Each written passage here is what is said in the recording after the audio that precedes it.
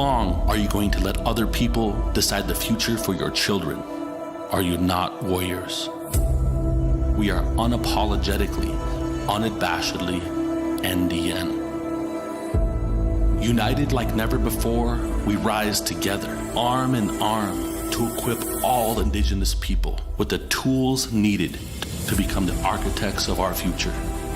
Through a holistic approach to infrastructure, funding, capacity, movement building, and philanthropy, we are fostering a world of justice and equity for all people and the planet. If we want to transform the world, our vision has to be as great as the challenges we are faced with. It's not time to come from a place of fear. It's time to come from a place of power. We are unapologetically Indigenous. Rooted in the past, present, and future. We span the globe with the blood memory of our ancestors coursing through our veins.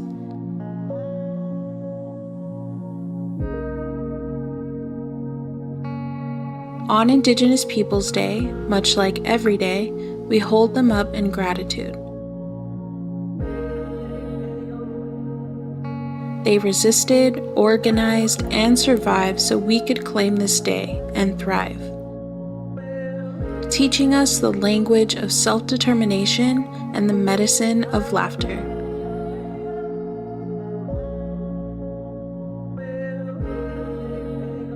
Today, while we continue to tear down systems of oppression, we also reimagine and build new systems in their place.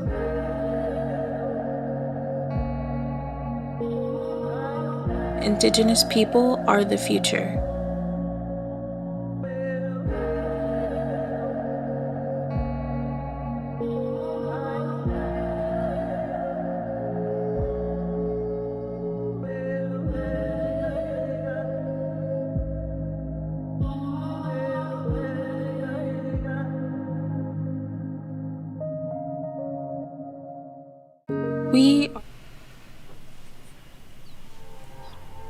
What if the best times are ahead of us, around a curve that has been shaped?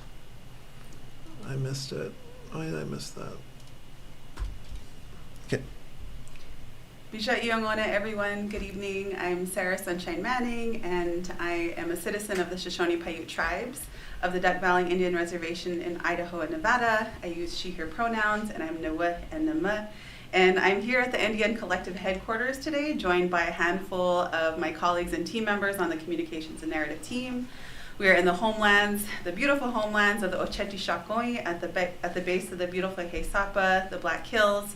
And we're here today just coming with a really impromptu conversation with a handful of us to talk about Indigenous Peoples Day, what this day means to us, to really get to the nitty-gritty of the good, the bad, the beautiful, of what it's like to be Indigenous today in this time of pandemic. So we'll be just having some really light-hearted conversation. Today is also the 3-year anniversary of the NDN Collective. So we launched in 2018. So I'll also be talking a little bit about what the NDN Collective has been up to in the past few years. And then also we're just about to get to a really exciting conversation with Lorenzo Serna, our Director of Tactical Media, with a very special guest who's here at the NDN Collective headquarters right now, artist and muralist Votan of the Insurgents. And Votan is actually outside of the NDN headquarters right now as we speak, painting a really beautiful mural that was a part of a blanket that we debuted earlier this year called the Defend Blanket. So that mural has been taking place, or the painting of that mural has been taking place over the past week or so, and so we're going to have a really great conversation. We're going to go outside of the headquarters and check out Votan and have some really good conversation with him. But before we get into that, I wanted to just go around and quickly introduce our team here. So as I mentioned, we're joined with a handful of members of the NDN Collective Communications and Narrative team here. We're a diverse group of Indigenous storytellers with really diverse backgrounds, with coming from tribal nations across Turtle Island. And you're just going to basically be seeing two of us on screen or on camera right now, but we're actually joined with joined by some other team members here in the studio today. But before we get to the rest of our crew behind the scene, I'll have our co-host, Brandy, introduce herself. So Brandy, take it away. Tell us a little bit about yourself. Cool. Thanks, Sarah. I have Danjo relatives. My name is Brandy Calabaza, and I'm Hickory Apache in Kiowa Pueblo, coming in from Dulce, New Mexico. Long drive, or long flight, actually. It's really beautiful to be up here in our producers' lands.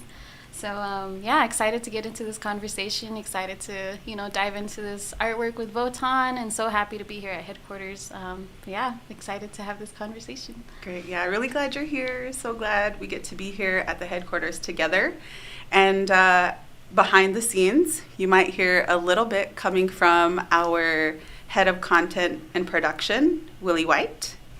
Hello. Welcome, everyone. And also our creative director, Jordan Breen. Hey, bonjour, everyone. Good to be here today. And last but not least, our director of tactical media, Lorenzo Serna. Hey, what's up, everyone? Just saying hello. And they will be having the conversation outside pretty soon with Votan. So, this is an exciting moment. This is actually the first time we're having a conversation like this in the NDN Collective studio. So our headquarters was built just a couple of months ago and completed. We've done live streams before, but never like this. And so this is kind of as you all probably have noticed, like, we didn't do any promotion for this. And so if you're tuning in, thank you so much. We appreciate you being here. We hope to have some really lively and rich conversation, and hope to have many more conversations like this as well. But before we get outside to Votan, and we're going to do that really quickly because it's just about sunset here in Rapid City right now in the Black Hills, and we want to make sure that you all get a chance to see that mural, and you all get a chance to hear from Votan himself about the work behind that mural as well. So we've got moments before sunset, actually, right now. I think we got a couple minutes. Yeah, we're down to the wire, everyone. Okay. We got to move. Okay. So maybe we can just get started with a super, super quick warm-up, maybe around the table here. So it's Indigenous Peoples Day. Mm-hmm. Before we dive into further conversation, just how are you feeling today? Today is a big moment. It's a big win for the movement, although it's just a symbolic win and not necessarily, or by no means, is this the end of what we're fighting for, right? Columbus Day still has not been abolished. Many more states and municipalities are fighting to abolish Columbus Day, but we're still in this really important and exciting moment where winds are rolling in. And maybe it's just a tip of the iceberg, but those wins are worth celebrating. So if we could just go around the table really quickly here and talk about how are you feeling today? Like, what does this day mean to you? And you could be as surface or as deep as you want, but we'll start with you, Brandy. How are you feeling today on Indigenous Peoples Day, and what does this day mean to you? Nice. Thanks, Sarah. This Indigenous Peoples Day, I think, is really different for me, just being part of the, Indian Collective. I should also mention I'm a communications associate here.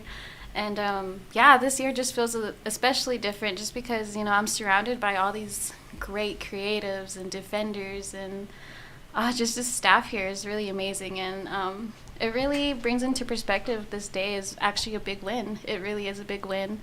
And the fact that, we abolished Columbus Day, and it's something that I never thought, I would see within, this sort of short time frame when it came up.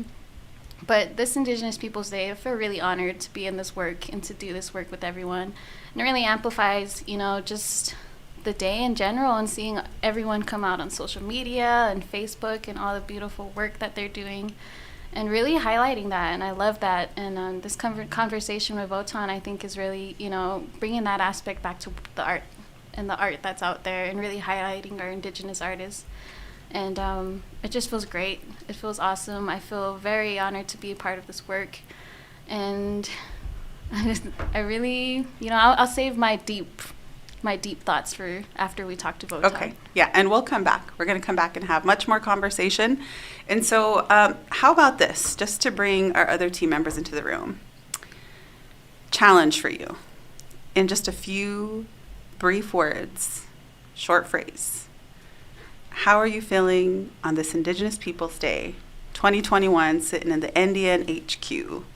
So yeah, we'll go around the table really quickly. How are you feeling in just a few short words about this day? We're looking around the room here. Go. Lots of lip pointing as to who's going to go next, but yeah, Jordan here. So I think for me, it feels great. The energy's great, and that's what it's about.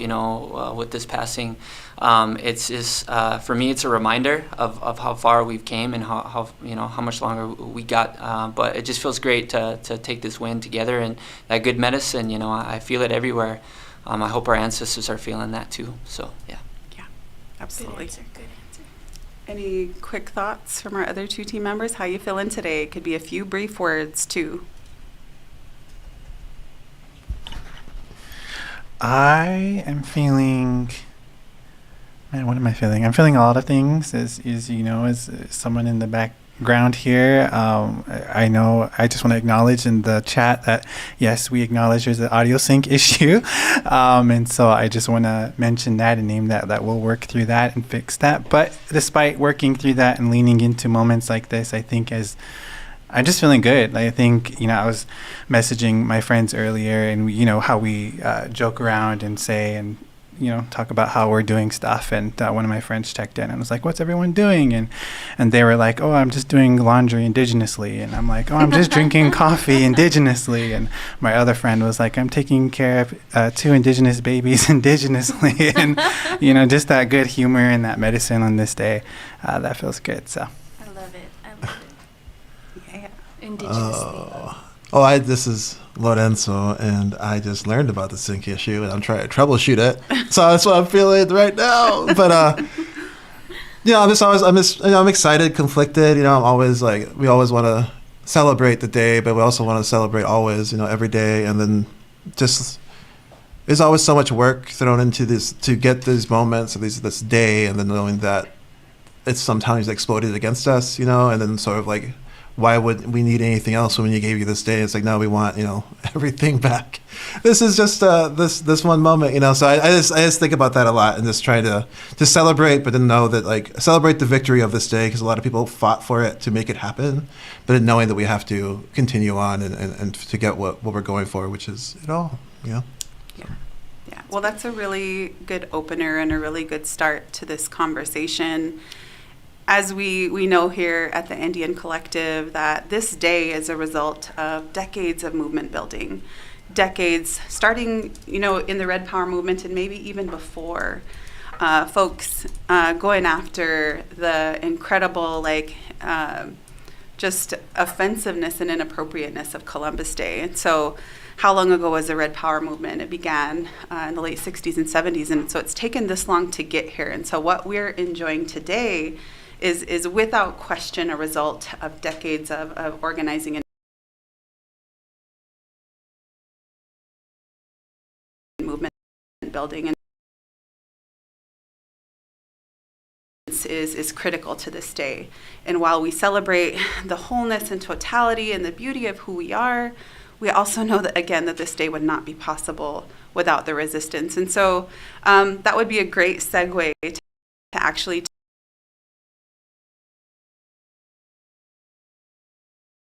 take a look at this mural. And so what we're going to do here is we're going to shift to outside. And so it's going to take a little bit of maneuvering. And as you've all been so helpful in identifying for us in the chat without some of our production challenges, we are working on it. As we mentioned, this is definitely the first time that our team has come together in this way. And so we appreciate you bearing with us and just being here. One of the things that we really are our authentic selves, being unapologetically Indigenous. We are in this studio that's just kind of coming together. So as we work through some fun little technical firsts for us, we really appreciate that you're here and hanging in there. And so stick around. We're definitely going to have some more conversation.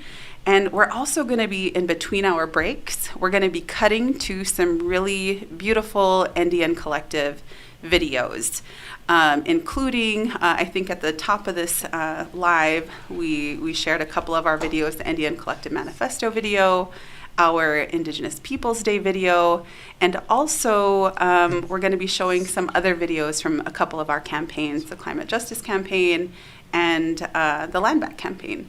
And so, a variety of content is what we're going to be sharing today. But just a second, I want to make sure and check in with our team here and see if this is the right time for us to transition outside. So I think we're ready. Sounds like we're ready. We see Votan right there in the background. Votan's going to get ready. We're actually going to get to go up in the lift right above where the mural is being painted right now. So this is going to be really fun. And then we're going to shift hosts. So Lorenzo is going to be taking the mic as our host for this portion. And this is going to be the fun part. I'm going to get to put on Lorenzo's camera pack and get behind the camera and see what it's like to be Lorenzo for a moment here. And Lorenzo, also a really experienced storyteller, tactical media journalist. And Lorenzo and Votan actually had a conversation a while back. I want to say, when did we debut the blanket? I'm forgetting. Oh, I think it was during International Women's Day. So sometime around March or April, Votan and Lorenzo had a conversation already. And so they're really... Here we go. Well, you're going to get a little quick sneak peek of part of the Indian headquarters. Yeah, this is it. This is it. Yeah, we're on this now. We're on that camera. Yeah. Okay. Is this synced? So we shifted cameras. Hi there. We're going to shift cameras. Yeah. We're going to go outside. Yeah, so, okay, what's up, everyone? This is Lorenzo. We're going to switch cameras really quick. It looks like there was a little bit of a sync issue, which I think might have been some weird bandwidth thing going to YouTube. But I think this should be synced, right? Is that... Okay, so we're going to put that on. It's a little bit of a transition. Again, we're just trying a bunch of stuff. It's always fun to experiment. We are experimenting. And yeah, as far... Okay. Yeah, we're good. This is working great. Let's go. This is Indian HQ, Indian Collective Headquarters, where it all goes down. You can see people hang out here. There's no one here but us. Yeah, it looks like there's a really big delay, so it's kind of like a bummer that we're trying to figure out. But we're just gonna go outside and see if we can hook up with Votan really quick. We know the sun's setting, so we want to take a look at this art. But this is the HQ. This is outside the HQ. We'll have to come back in a moment. And again, I am Lorenzo Serna, the director of Tactical Media. I think that's Votan right there.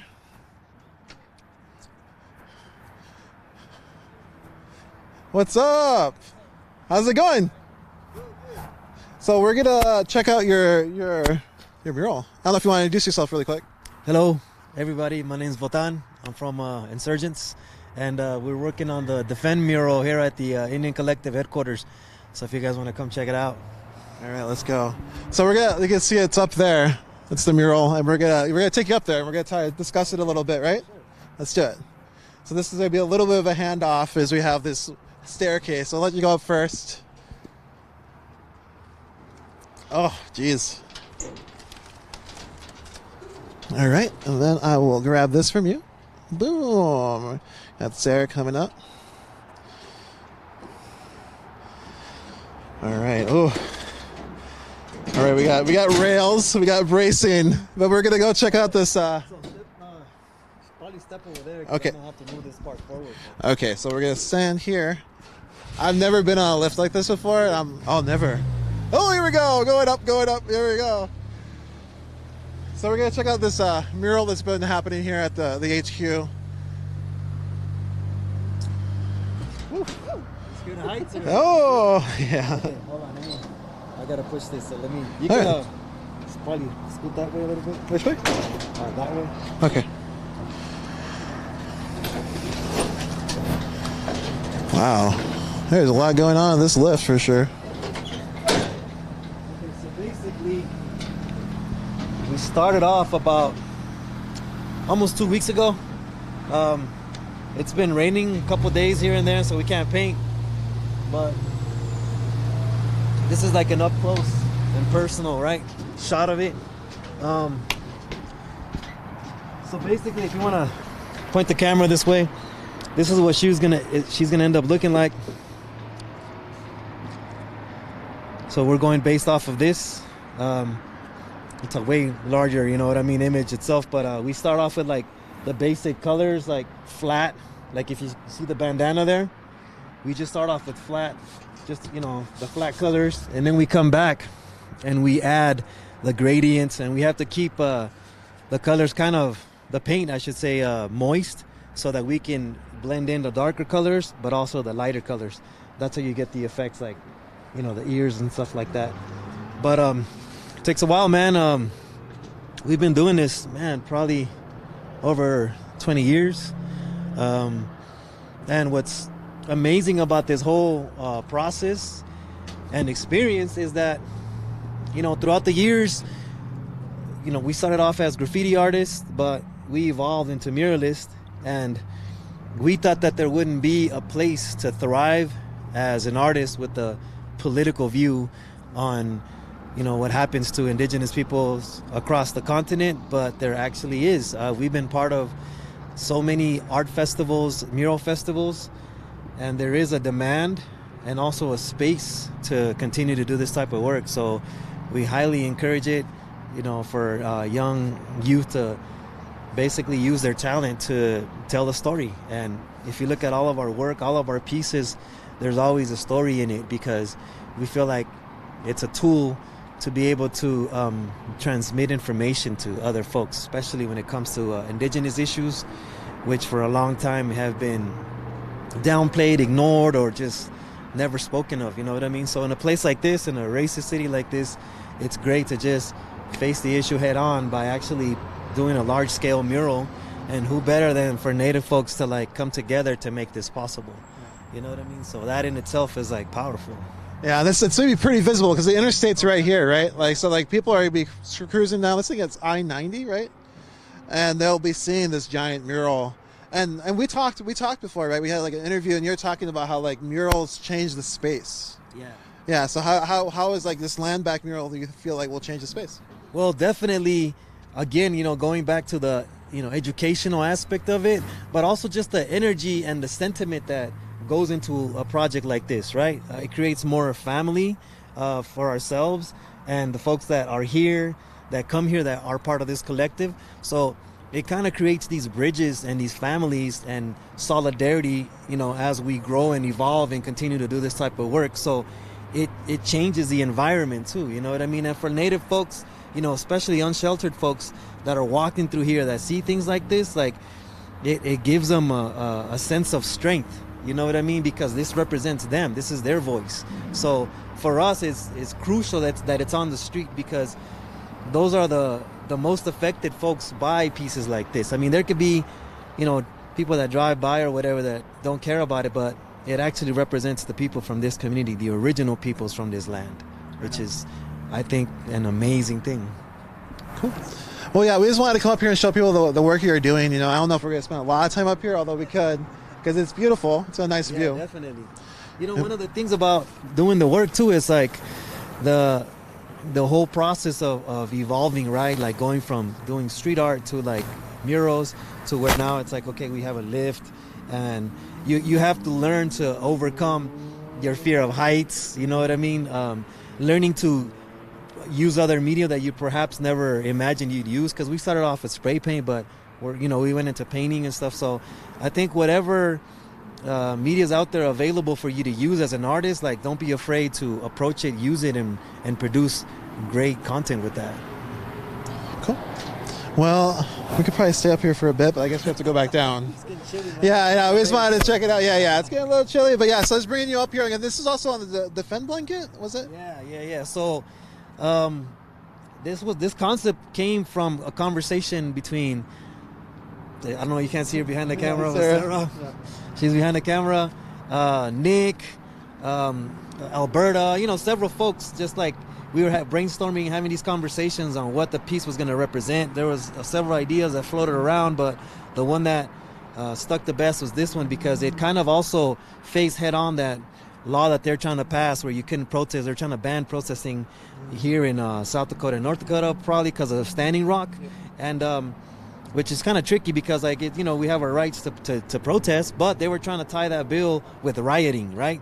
Which is actually, the rioting comes from the behavior usually of the way the police treat the protesters, you know what I mean? So it was like facing that law that did not pass, thank goodness, but they're still trying to find ways and loopholes to try to get it to pass. So regardless, this piece is like addressing that, right? And it also basically reflects all the women from Indian country and abroad as well, because like that's exactly what they represent. It's like the voice, right? And how that's also shifting, where the power is leaving the hands of like male chauvinism, right? And it's like now in the hands of women and stuff. So I'm glad that we're a part of it as men. My partner as well, she's a woman.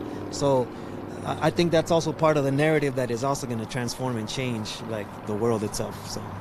Right on. Well, thanks for giving me that. We're going to head back down back into the studio, but we just wanted to check it out. Let me get back to the little more secure spot. Not that, it's a little, yeah, it's secure. I mean, you pull it back in before we get down there? Okay. Yeah, I'm like, oh, here we go. Okay.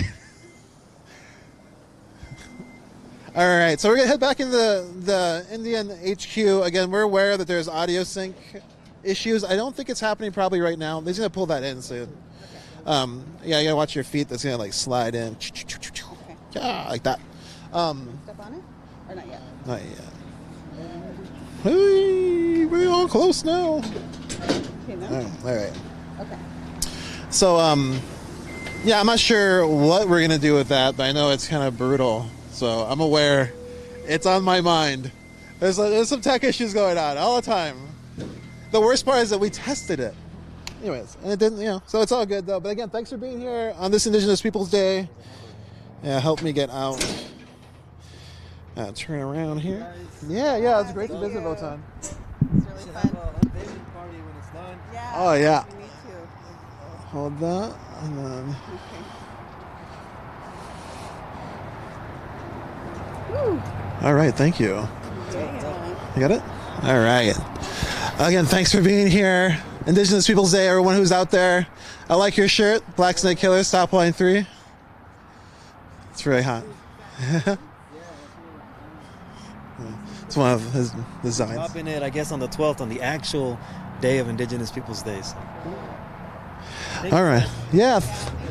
All right, we're going to try to get back in here. I'm not sure what sort of troubleshooting has been going on. I'm hoping it's been happening. I apologize again, as I feel mildly responsible. But we'll figure it out. And again, it's the Indian Collective HQ. A sneak peek inside. You're coming in one more time. So we're heading back to the studio. Who knows if this is... Hey, you can see everybody when you go in if you want to show everyone. Oh, hello. There, everyone's hiding. Did we troubleshoot anything?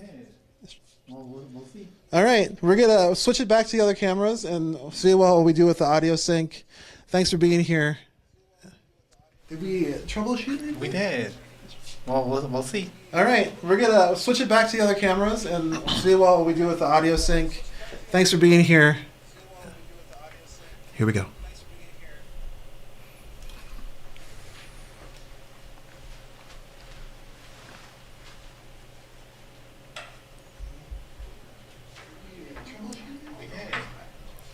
Welcome back, everyone.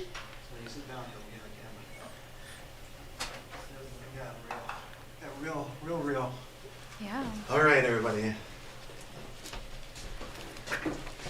We're back. We're setting back up. Hold on. Oh man, that was fun. That was fun. Beautiful art. So our sound still a little delayed? I think Oh, so. it's the Is that wrong what we're cam. hearing? This is what it's on. Okay. Change that to 7,000. Well, just pretend And put that other one, this change is that a one to 0. silent film. Okay. Yeah, thanks everyone. Even though we got this cool technology. Yeah. We're figuring it out. Let's take a moment to figure out the audio delay. Okay. While we do that, maybe you two can just chat away, and then maybe the people in the chat can help us out once they Yeah. start seeing it in sync. So Let's you're on take- our team. Yeah, let's take a moment. Yeah. We're a team. Let's take a moment to sync this audio up. So while we sync our audio and we work with our team, and remember, like, we're a bunch of kids from the res doing our best with this, and urban Indigenous as well. Okay. So I don't know if we did this already, but maybe if we haven't, you can drop in the chat where you're joining us from, And what tribal nation you're from. what tribal nation, or whose tribal territory are you calling from, Really? and what else? And The only way you meantime, our crew is back here fixing sound. But I wonder there. go down. Let's see. Go hit zero. What are some Yeah, other don't we want- fun, engaging questions? And we're also like trying to make sound Yeah, so if you that could let our us know crew. in the chat when the audio starts to sync up. Yeah, we're doing our best to pay Yeah. attention. But yeah, tell us you where know, you're once you do from, 700, what but tribal nation you come from, or whose it's tribal lands you're residing on. 1,000 per millisecond. Also, did you go to any events today for Indigenous Peoples Day? Were you at a march? Were you toppling remaining Columbus Day statues? Yeah, Let it's us gonna get know. worse. I don't think Just it's gonna kidding. work, No, to be you might honest, not want because to incriminate yourself. There's like Why do you think the of lag that? is in like span. But what did you and, do like, descent today indigenously over time. on Indigenous Peoples I Day? know, that's my Or thought. if I you thought are it just an worked. ally, non-Indigenous accomplice, comrade, what did you do today? What are some things that you learned? We'd love to hear from you. But yeah, as we're figuring out our sound here, just want to remind you of some of the other things coming up in this show today. We are going to be talking a little bit more about Indigenous Peoples Day, just what this day symbolizes, and how, as an organization, Indian Collective connects to this day as well. We are a movement-building organization comprised of an ecosystem of a toolbox, if you will, of opportunities to support Indigenous self-determination and building Indigenous power. And we're also something that's really new and something that not a lot of folks completely understand because there's not really anything comparable. So we're going to spend some time talking about what exactly it is that we do in terms of movement building and supporting self-determination with our foundation work, grant-making work, storytelling work, with supporting Indigenous-led actions. And what's to come in the future with some of our campaign work. We do campaign work with racial equity, education equity, land back, and climate justice. Those are our 4 main campaigns right now. We'll talk a little bit more about that, but I want to wait until we get our sound figured out before we get into the deets a little bit. Yeah, we have a few comments. There's actually Danielle that's coming right here from Rapid City. Oh, Danielle, thanks for Yeah. joining us. Oh, and she went to the Remember the Children 2021 Memorial Walk. Hey, Lorenzo is at that Lorenzo march was there this morning. Yep. I actually dropped him off. And a couple of our other team members from the education equity team were there as well. Yeah. Yeah. Then we got Tongva Lands, Oh, that's LA. and then Cherokee Lands from Marshall, North Carolina. Wow. Cherokee lands are beautiful. I had the privilege of visiting there once. Visited Cherokee, North Carolina. Definitely want to go back. Wow, Beautiful that's awesome. I've never trees, been. waterfalls. It's gorgeous. Really? So yeah, if it sounds like we're rambling, we kind of are, but we're also engaging our chat as we're figuring out our sound. If it's really also distracting for you in the meantime. Danielle saw Lorenzo. Oh. But yeah, if it's distracting, close your eyes. Pretend you're listening to a podcast. Yeah, right. Yeah. Oh, we got another one streaming from Phoenix. Their people are from Boricua, Caribbean. The first two.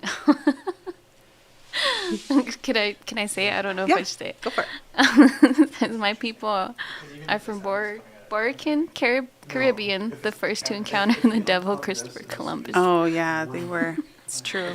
It's true. Thanks for being honest. For real. Yeah. Glad you're here. Thanks for tuning in today.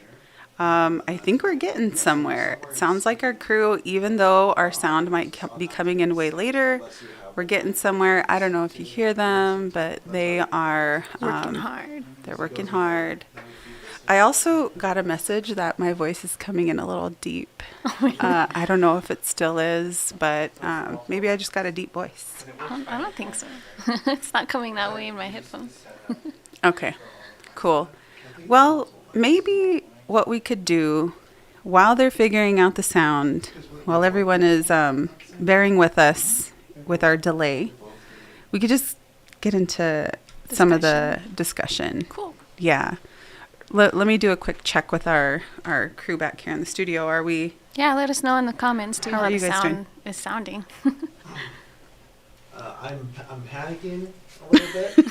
I'm a little uncertain of what to do, but I feel positive that the future is bright. Keeps it real. Yeah, I don't know. Mm-hmm. Yeah, So. so I just think that, like, yeah.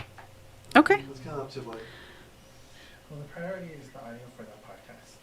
Okay, so I can actually switch it to the image frame of this beautiful picture. Yeah. This is our first production from the studio, I should mention, so Yeah. growing pains. Yeah. Yeah. So I have an idea. What else did you all do for Indigenous Peoples Day? I know back in home in New Mexico, they had the Red Power Nation had their march. Oh yeah, Red Nation. Yeah. The Red Nation. Now Red it's the Nation. audio. Yep. Some of our team members are also there in Tiwa Lands in Albuquerque, New Mexico, joining that event today. And they also had a really great panel, multi-generational panel. I'm familiar. They had a youth panel. I didn't get a chance to see it yet, but I can't wait to tune into that. They also had a panel of other Indigenous movement builders, organizers, but the one that I was really the most excited about was the youth panel. So looking forward to hearing that panel. One thing that I think many folks are noticing about this younger generation is that they're obviously starting from a very different reference point, if you will, when it comes to justice and equity for all people. The youth these days are definitely here teaching us a lot too.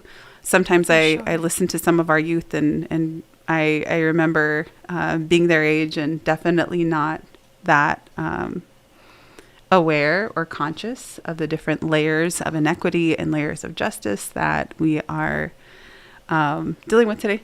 Quick question. So we're just gonna go ahead and have an image overlay of Sure. unapologetically Indigenous, and if you all want to have the conversation, Sure. we can have this conversation. Okay. And then, I'm gonna troubleshoot by the time we Okay. Right now, let's just talk as though we're started, and it's gonna work great, and let's keep going. Sounds It good. was great. Just say those Okay. things a It's little- like you all are listening to a podcast right now. Yeah. And by the Okay. way, the images on our screen are available to download for your desktop and your phone. We put instructions on how to download those on our Instagram, our Facebook, and our Twitter page. So if you really like these images, rep it. Yeah, they can be backgrounds or screensavers for your laptop, and we also have sizes cut for your cell phone wallpaper as well. So looks like we came up with a really nice solution here, and you'll get to check out these beautiful images with really empowering messages as we pivot. We always got to know how to pivot, right? So we're going to pivot. We're beginning of our pivot here, where we're going to take our conversation to our live to a purely audio conversation. So this is great. So that being said, I think we're going to just pick up where we left off with Brandy and I digging into the conversation, starting from the top, about our experiences on Indigenous Peoples Day and as Indigenous people, moreover. And while our other team is making sure all the rest of our tech is tightening up here, they'll be joining the conversation a little bit later too. But for now, we're just going to shift to some good conversation between Brandy and I. Yay! Yeah. Like a podcast. Okay, so I'm gonna pan back out, and we're gonna talk about.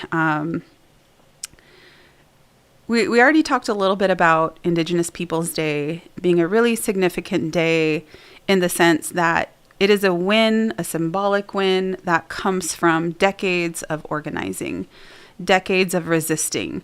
And for the first relatives who resisted Columbus Day, it definitely was a different landscape. There's definitely very real violence and real threats to opposing colonial institutions, colonial history, colonial figures like Christopher Columbus. And so for many folks who are maybe younger or maybe newer to this fight for Indigenous Peoples Day, they might not necessarily realize that what we're enjoying today has taken a really, really long time. It's definitely by no means been something that was won easily, and it's not even completely won, right?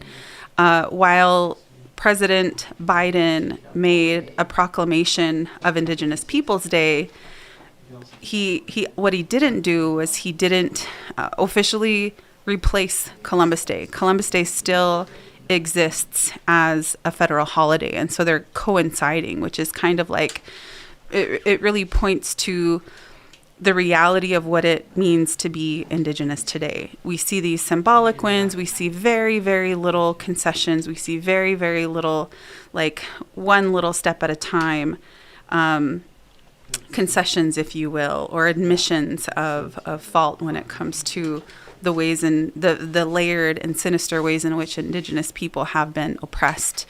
So all that to say, we got a big fight ahead. We got a long road ahead. Let's celebrate the wins, but also see the big picture as well, that there's so much more work to do. So yeah, as I just kind of touched on a bit ago, in a nutshell, that's sort of a metaphor of what it's like to be Indigenous. So this is what we're going to have a conversation about, is that complexity, that nuance. Oh, we're back. How's our sound? Okay, so we're gonna be a little on camera, a little off, while we work it out. But again, the conversation is going to continue. So digging into that complexity of what it's like to be Indigenous, let's start with something positive. Or just like not positive, not to suggest that anything else is anything otherwise, but let's start with the really beautiful aspects of what it's like to be Indigenous from your experience, Brandy Calabaza. What to you are some of the most beautiful and rich things about being an Indigenous person? Oh man, we kind of started this conversation before this, but honestly, the humor is what I love about it. Being amongst a bunch of Indigenous creatives, that's something that we share. And being in the same space, it's something that is heightened. It's being in the same room physically, through Zoom, like we have our fun, but to be in person together is something totally different. And growing up, my dad was part of a drum group. So I got to, be a part of that circle, that powwow circle. And even that, my uncles always used to just they get down to business and drum. And then afterwards, it would just be all laughs and hang out. And same with my cousins, that's the vibe. And when we get in the same room, it's just it's just laughter about, being Indigenous and being those res kids. And honestly, that's what it is. We get in the same room together and it's like we're older, but we're still those res kids, just talking around, playing, joking around about all the things it is to be Indigenous. And yeah, I think the humor is so universal and it's beautiful, and it doesn't matter where you're from, all these barriers of, tribes and reservations and stuff like that. That doesn't even matter when it comes to humor, because it's so universal and it's just something that we all get along, and it's something that breaks the ice. And, I think that's something we really saw with Res Dogs that really resonated across Indigenous communities, was that humor being heightened to a point of television. And, just all the way down to coyote stories, our jokes about spam. That was actually something I was laughing about earlier, was spam, just because I love it so much. But yeah, the humor, and then also the community. I swear, when I'm in a room with Indigenous peoples, it's like I'm home. And I love that about it. And I don't get that feeling if I'm not surrounded by Indigenous peoples. Honestly, I feel more out of place. And I think that's something that we can all resonate with. But yeah, the humor and the community is what I really love about it. And yeah, I mean, what do you think? Yeah, I definitely think our humor is a unique kind of humor. Firstly, I think, or one of the things you mentioned that I thought of that is really true is that I think no matter how old you are, you're never like too cool to make some funny little like resi jokes. You're never too cool to like, you're more concerned with like, I don't know, being more composed. But composure, like what composure when you're laughing about like native jokes or when you're around your friends, like you don't care what you sound like. You're just there to have fun. You know, it's I think we have, and I think that connects to our values of just deep community that you touched on too, and deep connection with just not caring about the superficial. So yeah, I think you can have much deeper connection when you don't have so much value attached to the superficial things, to how you look, to what you have, to your status. You're just there to have fun. Yeah. You're there to connect. Totally. I think it comes to a point too where it spans generations, right? Like you're maybe 10, 20 years older than me, but we can laugh around like Yeah. like that age difference is even there and it's not relevant. But what's shared between us is just the fact that, that humor and that we can laugh together and that, that transcends into the rest of the team. And I would totally, characterize my sister who's 11. Like she's probably one of the funniest people I know. And I love that about her, that at such a young age, she has that humor in her. And it's just so beautiful, again, that it spans generations and that when we come together, it's just good vibes all around. Yeah, I think so too. So definitely our humor, definitely our values, our community, our sense of community. I agree with all of that. And I think too, like just acknowledging that there does exist a stereotype of, a very romanticized stereotype of the stoic Indian, that sliver of truth, I guess, not stoic, but stoic, humble, mystical Indian, a sliver of truth maybe to that is that humility is real. It's a real value among Indigenous people. And I think that removes barriers that a lot of maybe Western cultures have to, deal with every day. And so I think if one of our main values is humility, then you're more willing to be accepting of others. You're more willing to have compassion. You're more willing to see the good. But that can also be, in a sense, according to others, be seen as maybe a way that we've been able to be exploited by colonizers too, is our maybe our trusting nature, our desire to see the best in everyone. So yeah, I think there's definitely a couple different ways of looking at that. And we're back on again. Hi. Hello again. Yeah, we're back again, or at least part of our camera is. So yeah, all beautiful, amazing things. I think we're hilarious. I think we're funny. I think Indigenous people are beautiful, so beautiful. Just so many different cultures, like so innovative. So yeah, we can go on and on, right? We could be like, we're amazing, we're awesome, because we really are. Oh yeah. Right after we were saying we're very humble. We're also awesome.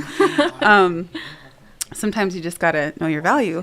But shifting in another direction, one of the things that we know very well about being Indigenous is that we also experience a very acute type of erasure, a long history of colonialism, and with that comes a lot of really unique challenges that only our people really know. It makes us very different from other marginalized groups and other minority groups, if you will. I know that that's probably, I know there's a better way to say that. But our experience is unique. The challenges are unique. And to be sure, keeping it real here today too, definitely want to leave some space to talk about like what are some of the strugglingest things, if you will, about being Indigenous that, you know, maybe we can give voice to today, for not just for the sake of our audience, non-Indigenous, Indigenous, but yeah, just speaking to, this complexity that we talk about. What are some of the most strugglingest things for you, Brandy? Strugglingest. Yeah, like just keeping it real. Keeping it real. Well, I didn't grow up on the reservation, and that's something that, you know, comes to mind thinking about this question. And I moved back to the reservation when I was 11, and I grew up in Durango, Colorado. And if you know Durango, Colorado, Durango is very, very white populated, and it is very, sorry everyone, the audio got fixed and we're celebrating. But yeah, I didn't grow up on the reservation, and I grew up in a very white town, very rich white people, and when I did move back to the reservation, it was hard. It was a hard transition, being that city girl. You know, I was very polite. I was very well-mannered. I loved school. And, you know, on my reservation, these are things that are kind of like you get picked on about. You get picked on a lot about these things that, you know, I feel like you should just care about in general. But yeah, moving back to the reservation was really rough. You know, I got picked on. I got teased. And it was just hard. It was really hard to try to navigate that at such a young age. And, you know, throw in the peer pressure of drugs and alcohol and being part of that, you know, my mom calls it the naughty crowd. But feeling pressured to conform to that and to really feel like, you know, if I wanted to belong, I had to, you know, get into these drugs. I had to drink and stuff like that. And it just wasn't who I was. I was very raised to, you know, cherish my education and to want to thrive and to want to get a, you know, good education, good job, things like that. And that's something my mom really put into me. So that was a lot of the reason she left the reservation. So, you know, that was something that she was teaching me growing up. And to come back and, you know, be picked on for those things, it was really hard, and it had a lot of effects on my self-esteem. And, you know, I didn't grow up traditional either, so, like, I really didn't have anything to fall back on to support myself or to carry me through those hard times. And it wasn't until I was a teenager that I actually started learning my Native history. And that really put into perspective, you know, like the things that these kids were pressuring me to do and to care about and to be in these crowds, it wasn't what, you know, my ancestors would have wanted. And that in itself was, again, you know, just like a big bombshell being at such a young age. And I think that's a common thing that a lot of people go through that isn't really talked about. And, you know, a lot of those kids fall into those pressures. And it's hard. It really is to grow up as an urban native and then come back to the reservation, or vice versa, from the reservation to an urban setting. And I think that's one of the complexities that is very common. And it's one that we don't really talk about. Like, we highlight it, but to have these deep discussions is something else. Like, if you were to put me in a room with people that went through the same experience, I'm pretty sure that it would be like such a long conversation about just the traumas that it brought. And, you know, growing into your adulthood, it's something that you have to deal with and you have to heal through. And that's, you know, personally coming from me, that's what I see, the complexity of being Indigenous, and something I had to, you know, again, heal from. And it's just something that I still think back on a lot, especially with my sister and my little brother. Yeah, identity challenges are unique and complex and real. And I think different than maybe, or absolutely different, I think, in a lot of ways from the identity challenges that our parents and grandparents had. I think, and that comes from the fact that colonialism, the plan was that we'd be erased, you know, that we would not value who we are. So we see this really interesting evolution of identity issues with our people, beginning with the time of boarding schools, when our ancestors, grandparents, great-grandparents were put into boarding schools and really forcibly and intentionally and systematically taught to hate themselves, to believe that to be Indigenous is wrong. And so that was sort of like the first attack, like, you're wrong, your people you worship the devil, your ways are heathen. And so this attack on our identity was very systematic. And we've seen ever since then this sort of struggle for our people to feel valid in our identity and our complex identities. We have identity, unique identities based on our proximity to maybe our home community. So you mentioned like not growing up on your reservation. So some people who didn't maybe grow up close to their home community, they might feel like, I'm not Indian enough. Mm-hmm. Or if you are lighter complected, you might have been told you're not Indian enough. If you don't know your language. And then there's also, the very real prevalence of colorism and anti-Blackness that also plays into our identities. Talking about skin color and your value and your worth. I know in my home community, we're very isolated, and in my home community, like, I'm definitely like lighter complected. I have white ancestry, which I didn't grow up knowing. But feeling lighter, I definitely felt like, a little less than, and picked on and teased for that. And then some people I know equally for being darker get picked on and teased for that. And I think that's just definitely points to the fact that in this colonized world, anti-Blackness is real, mm-hmm. racism is real, colorism is real. We're in this. I'm trying to remember how John Trudell said we're in this. I think he said it something along the lines of this. Don't quote me on this. You guys can Google it. But we're in this spiritual meat grinder. I think he said something like that. Or we're in the place where spirits get eaten. That was it. Yeah, that's and it. Then he also said, we're in this meat grinder where, this capitalistic society wants us to question ourselves, needs us to question ourselves. And that's what a lot of people deal with. But I think the way in which Indigenous people do is very different, also because we're not supposed to be here, right? Like, mm-hmm. they intended to erase us. They've erased us virtually from textbooks, from media, from entertainment. They've removed in any possible way our existence from public consciousness. And so that feeling of erasure coupled with your not as worthy of life or not as worthy of being remembered from the dominant society's lens, and then from your own people's lens that you're not Indian enough, it really is a lot. And I think the unique layers of how we deal with identity is really, really different. It's really, really different because, on Monday we might be fighting for visibility, and on Tuesday we're like for land back. And then, or maybe feeling like, am I Indian enough, or feeling guilt because we might not, I don't know, have the connection that other people do, maybe not feeling as valid.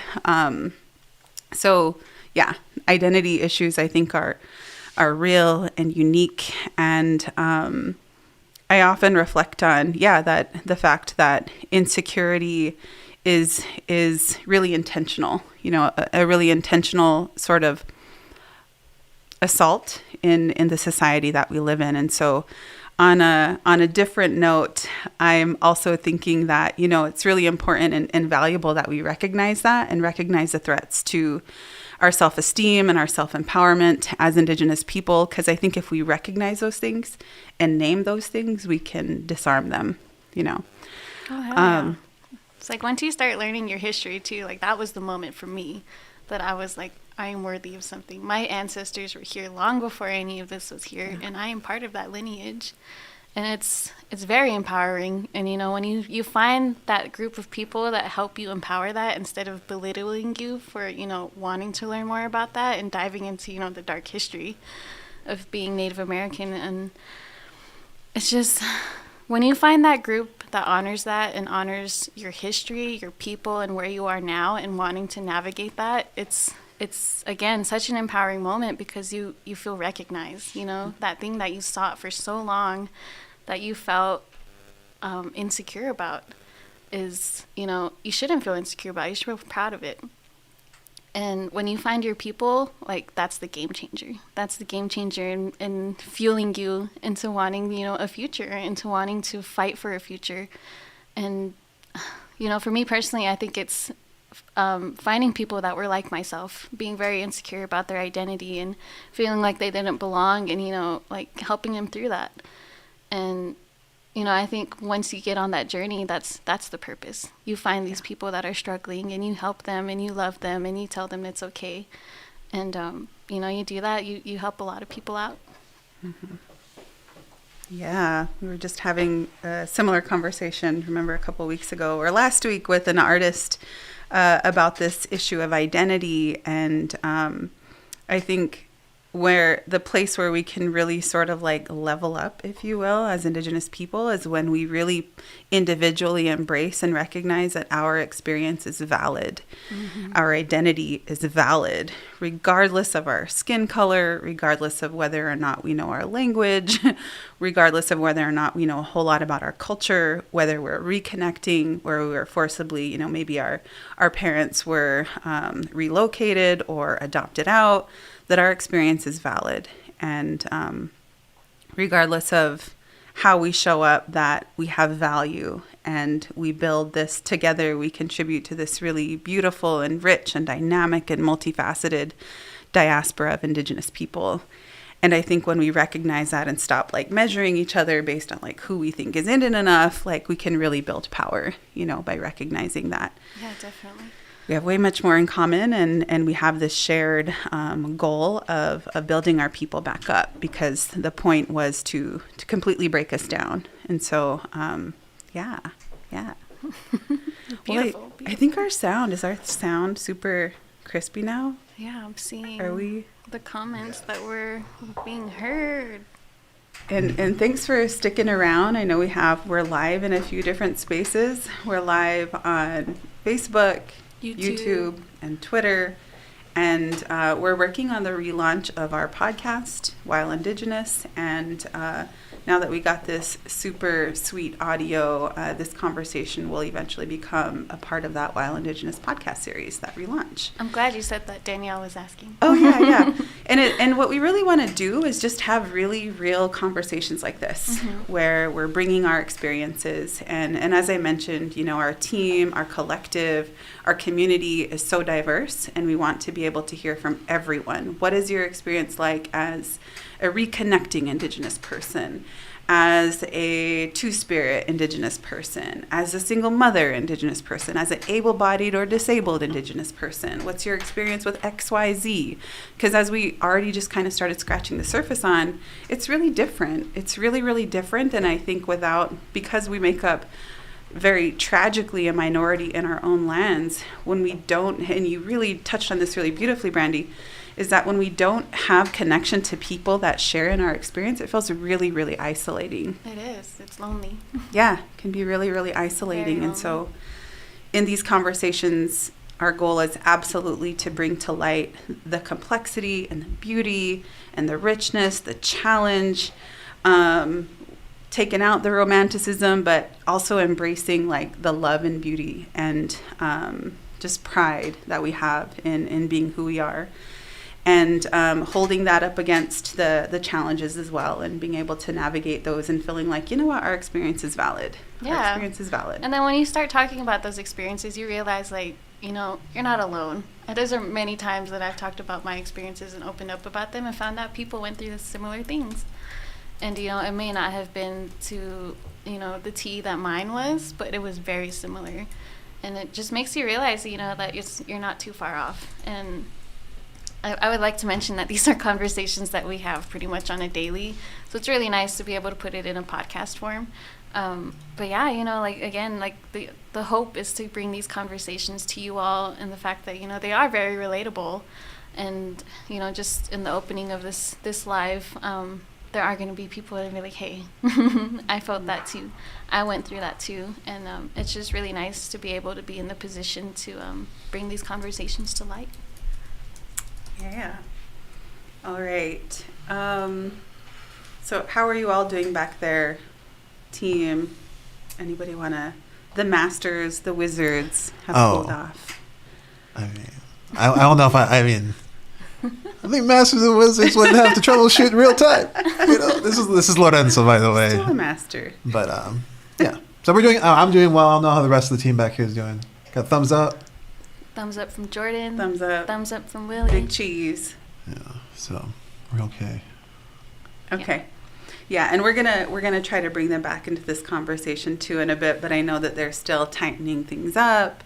And you're seeing in real time, like, you know, we ain't no, like... We don't have it all together. Well, we're like I said, you know, we're professionals, definitely in our own right, and we're not afraid to show up and work through the kinks, because that's what life is like. Whoever said this was going to be perfect, whoever said life is going to be perfect. But yeah. All right, so... Let's move on to the next Lorenzo. point of discussion. Is Lorenzo on there? Oh yeah. We're getting a little behind the scenes. I don't. Am I in sync? I don't know if the webcam will be working in sync, but yeah, I'm right here. I don't know if my audio is saying hello. Thanks for inviting me. But y'all have fun. You disappeared. I'm not seeing you anymore. Oh, I'll be back in a moment. Okay. There I am. Yeah. All right. So yeah, we'll be having many more conversations like this, where you'll get to see more of our team. And so you all are the first ones. You are here with us for the first time, and so maybe like 5 more conversations down the road, when we're looking super profesh, you're gonna remember the humble moments of us struggling. But you know what I'm curious about, like, you know, what resonated with you so far. And also curious, since we're in these conversations really hoping to just have some honest conversation about very specific topics and what it's like as Indigenous people to relate to those topics, let us know what other things you'd like for us to talk about in future episodes. Yeah. What would be interesting for you to hear our team unpack and wrestle with, talking about the good, the bad, the struggling aspects, and Funny. The funny, and how we grapple with those things to ultimately move forward in a way that is really empowered. Because here at NDN, we're about building solutions. We definitely come in the spirit of the same way that our ancestors did. That, you know, we handled our ish, if you will. You know, we had no other choice, and I think that's Survival. right. Innovative survival, really beautiful creativity in how we survived as well. But yeah, so amidst the challenges, we're here to talk about how we continue to move forward and build and organize self-determining futures. Because, yeah, that's what our future depends on. Yeah. I see Zoe leaning in. Oh yeah, I don't know. I'm just here. If you want, I can be on the screen now. Watch. Now I'm here. Sure. Oh, I don't have the mint camera. Y'all have the nice camera, but I'm in here. I wanted to say thank you so much, Brandy, for all that too. It's like it feels a lot like for me, like I'm an Indigenous person, you know, but I'm like Chicanx, Mexican American. I was brought up to never like be Hispanic, consider myself Hispanic, because that's who colonized our people, you know, and there's a lot of disconnect, I think, that happens in our communities and between that, you know, and I experience it in my family a lot, you know, just trying to like, you know, be one in connection with the land. And there's like, oh yeah, but we're not. And it's like, oh, we are. Like, how do you think this happened, you know? Yeah. And I end up in those conversations a lot. And yeah, so it just means a lot to you know, always trying to find a place and acceptance. And then I'm a queer person, I'm a non-binary person, and trying to navigate all that, you know, as well as being Indigenous in this society who seems to constantly want to throw us away, you know? And so that's why I was really thankful. It's really nice to hear your all's conversation. It's nice to like jump in. Yeah, I'll get jump back out though. Yeah. But hi everybody out there. You know, Lorenzo really touched on a good point too, is that like sometimes you are the first in your family, you know, to break these stigmas and these linear viewpoints. And you know, that's okay. It's totally okay to want to learn and to want to break those barriers, and it's going to be hard, honestly, but again, it comes back to finding your people and finding those people that support that. And you know, within our families, I realize it is hard. It really is hard to, you know, to educate these people that you grew up with and that love you, and to break those barriers within their own mindset and their own viewpoints. And it's I want to say that's part of being the complexity of being Indigenous. You know, it was a question that we talked about earlier. And that's totally something too, you know, as being the first in your family to want to say, like, enough. You know, it's time for us to recognize this. It's time for us to heal. It's time for us to honor these things that, you know, this individual is bringing into our lives. And if you really, you know, love that person in your life, you're going to respect that and you're going to learn because you love them. Mm-hmm. And, you know, another complexity of being Indigenous is, you know, especially in this generation, I think is, you know, their struggle and wanting to break those barriers and learning their history. And, you know, that's where they run into a lot of the trauma that maybe the older members are facing. But it's totally okay, you know, be that person. And, you know, if no one else tells you that, I'm here right now to tell you to be that person. Yeah, that makes me think of a topic that we've often touched on in the past in past Wild Indigenous conversations during our first season, and that's this notion of decolonization and how you view that work and how it's just really truly a challenge. It's very hard. You mentioned, you know, being in your family and having the courage to be the one to say, like, this is enough. We're not going to do this anymore. And there's so many layers of that with who we are as Indigenous people, as a, you know, when it comes to decolonization. We were systematically colonized, you know, going through multiple layers and assaults on our identity, on our way of life, on our communities, assaults from the federal government, very systematic ways of breaking apart our family structure, our communal structure, assaults from the church, assaults from boarding schools, assaults from the military, and layer upon layer of colonization was, you know, laid on our people really, really thick. And so long ago now, like in terms of like at least a couple of centuries ago, maybe even more, depending on, you know, where your people come from. You know, if we think about our relatives on the East Coast, they've been dealing with colonization and settlers for, you know, much longer than a lot of us who are more on the interior.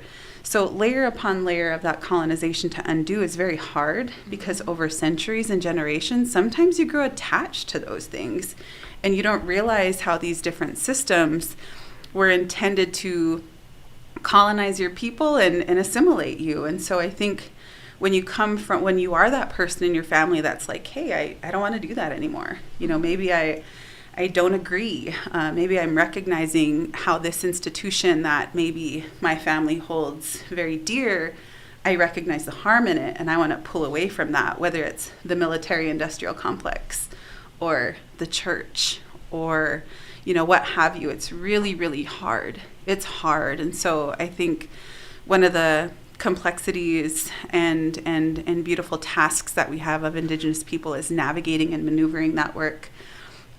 Doing our best to be good relatives, knowing that our people had to do a lot to survive, just to survive. And so out of a, you know, sort of a need as human beings for spirituality, a lot of our people did, you know, connect with Christianity because there's a spiritual component to that. There's the values in there that did connect with Indigenous values. But then there's also that very real history of the church too, you know, that our people are grappling with. Same with the military, right? We have a lot of relatives who might have been veterans, who might have been drafted, who might have had no choice, who might have, you know, enlisted because of the warrior spirit of the military. But then there's also this movement now to shift to recognizing the harm that the military has done to Indigenous people. And so there's this complexity that we hold, right, where we're always having these hard conversations with our people. And again, one of the beautiful yet unique, you know, realities of being Indigenous. But being that person in your family to take that first step is really a courageous thing. And there are so many different like first steps, I think, that our people take. So sometimes the work is really scary. Yeah, sometimes you're like taking a deep dive. Yeah, like, you know, I don't want to hurt my loved ones. Yeah. You know, I don't want to harm them. You know, I don't want to not be a good relative.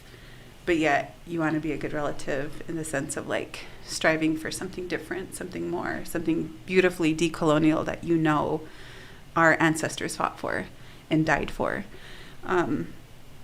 So yeah, I am thinking like of a lot of loved ones right now who we might not have the exact same political views, religious views, and I love them with all my heart. You know, I would never draw a hard line in the sand and say like, I'm on this side now and you're over there. Yeah. So it's like we hold this dynamic relationship with colonialism, decolonization, and doing our best to stay in good relationship with our loved ones while we move forward. Yeah.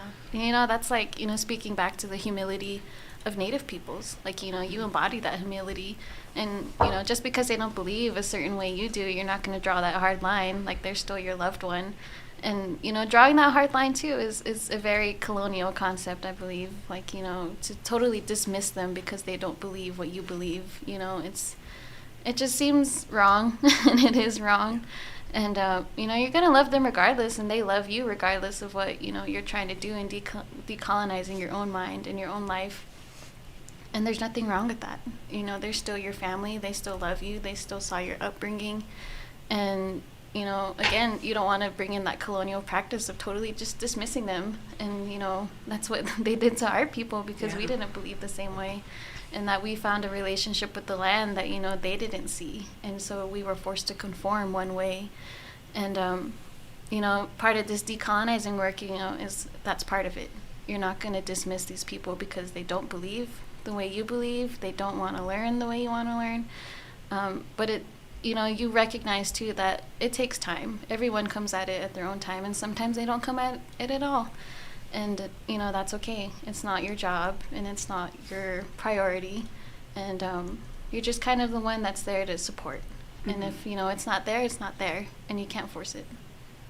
Yeah, I love how you said that. It makes me think of how, like, cancel culture is so ugly and very really amplified with our world of social media today.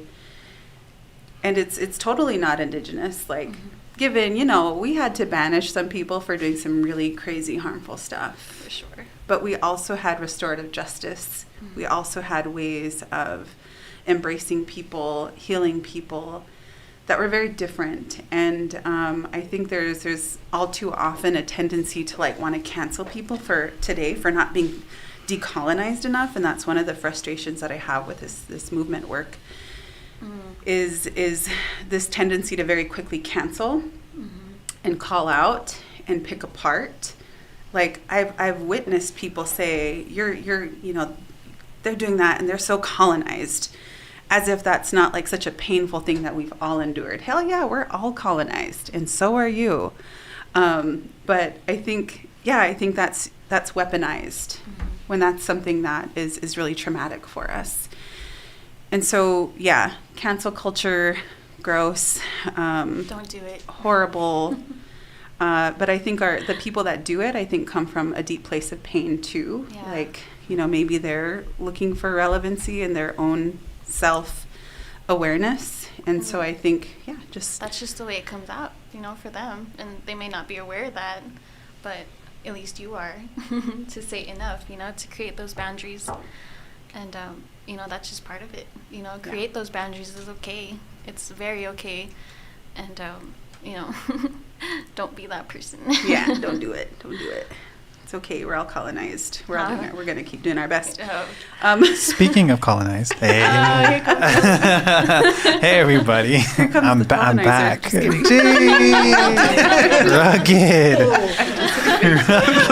Speaking of colonized.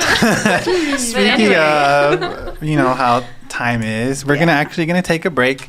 We're gonna take a 5-minute break so our team can have a moment, and we'll see you all back in 5 minutes. Yeah. It's time to. This gives enough time for people to use the bathroom, get a drink of water, hug your snag. You know the deal. So, yeah, we'll be back in 5 minutes. Thanks, Willie.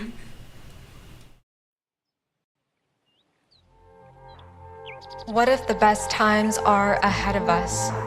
Around a curve that has been shaped by millennia of icy water and sun?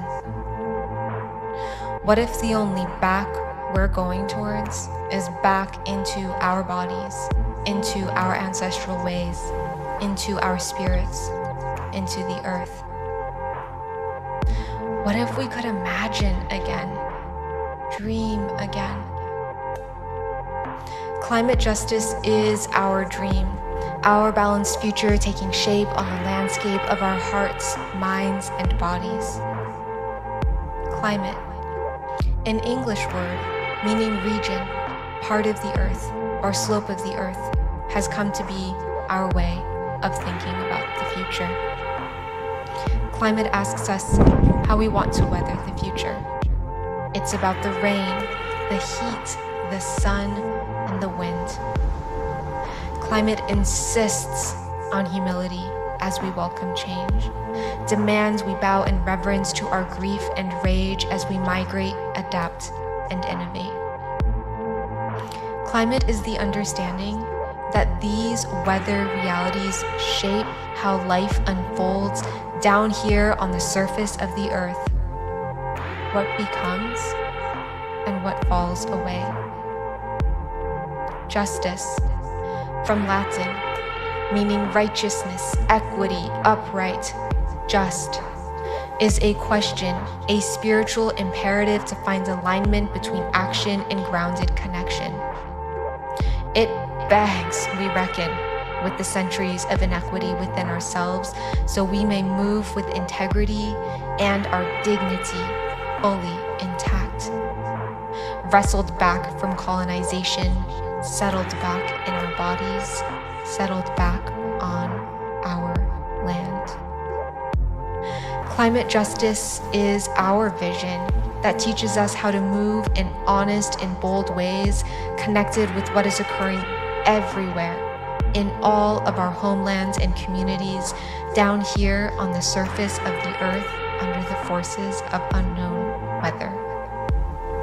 In this moment, we must dream the Indigenous dream.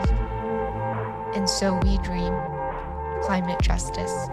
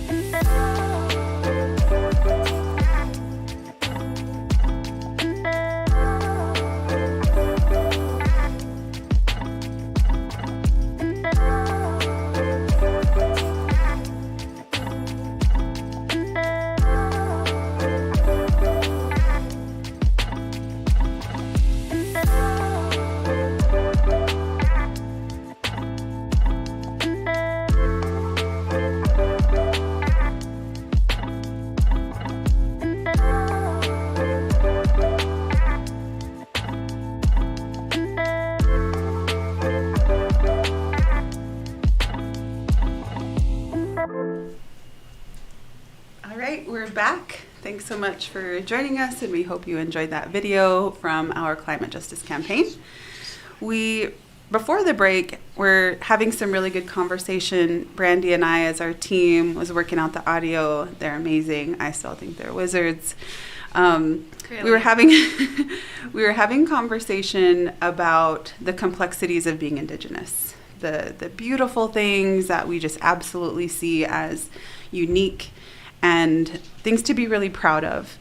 And then we also talked about the challenges, the real complexities that are very specific to Indigenous people that really stem from our experience with colonialism and genocide and erasure and living in this meat grinder, if you will, that really threatens our well-being every single day, and that really requires a concerted, personal effort, self-awareness to really be aware of and disarm. So really good conversation, and thanks so much for engaging in the chat. We see you.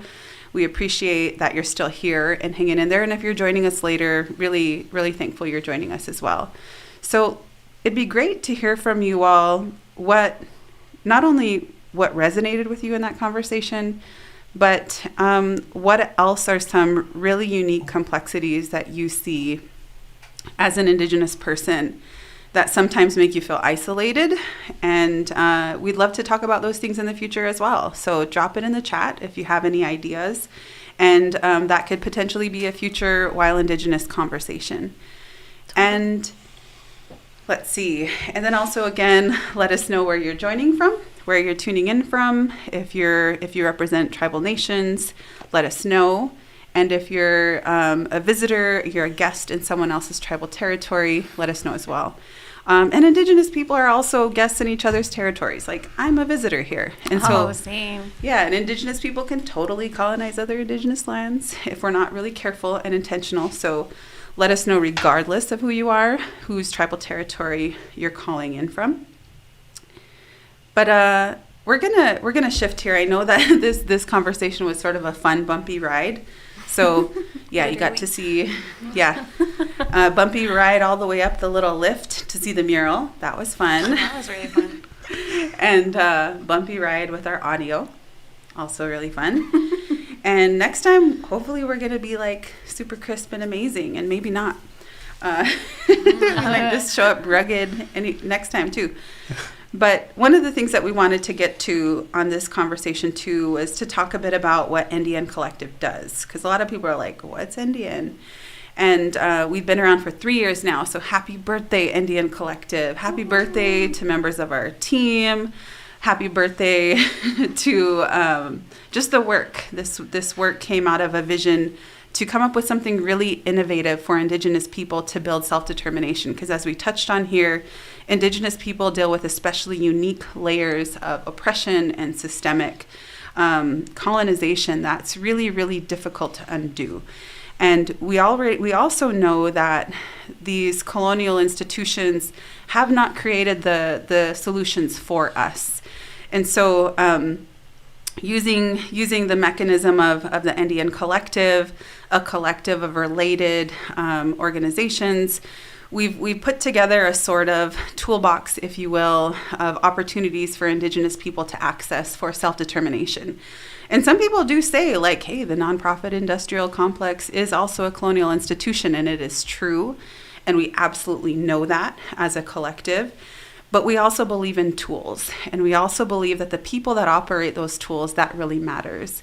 And we work very hard here at the collective to use those tools without becoming them. So that being said, some of the tools that we've created here in the past 3 years, I want to touch on those really quickly and talk about what exactly the collective does, and then I'll talk about some of the highlights from the past year. And so we're called a collective because there are, like I said, related entities that come together to offer services to Indigenous people. So as a movement building organization, meaning that we support Indigenous people, recognizing that we need to be the architects and the builders of our own future.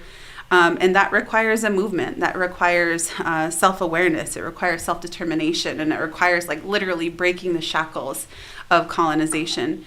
And so one of the key parts of that work is storytelling, what we're doing here right now. And that's what makes our collective, and Indian Collective especially, unique, is that we recognize that storytelling is a tool.